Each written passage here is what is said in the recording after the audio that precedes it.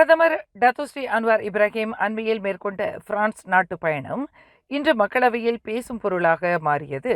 Anwar மேற்கொண்ட France பயணம் அதிகாரப்பூர்வமானதா அல்லது அதிகாரப்பூர்வமற்றதா என்று எதிர்க்கட்சியினர் சுமார் 2 மணி நேரம் கேள்வி கணைகளால் துளைத்தனர். பிரதமரின் வெளிநாட்டு பயணத்திற்கு வாழ்த்துக்களை தெரிவித்துக் கொள்ளும் அதே வேளையில் அதிகாரப்பூர்வமற்ற பயணமும் மேற்கொள்ளப்பட்டுள்ளதாக பலூரான் எம்பி ரோனல் கியாண்டி குற்றம் சாட்டினார்.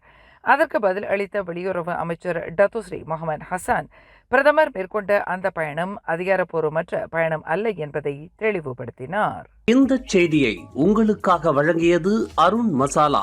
1983 ஆண்டிலிருந்து தரத்துடன் தன்மை மாறாத அறுசுவை சமையலுக்கு அருண் மசாலா. மேலும் செய்திகளை தெரிந்து கொள்ள கீழே இருக்கும் பெல் பட்டனை அழுத்துங்கள். உங்கள் மகிழ்ச்சியை வெளிப்படுத்த லைக் மற்றும் ஷேர் செய்யுங்கள். தொடர்ந்து திசைகளோடு இணைந்திருக்க சப்ஸ்கிரைப் செய்யுங்கள்.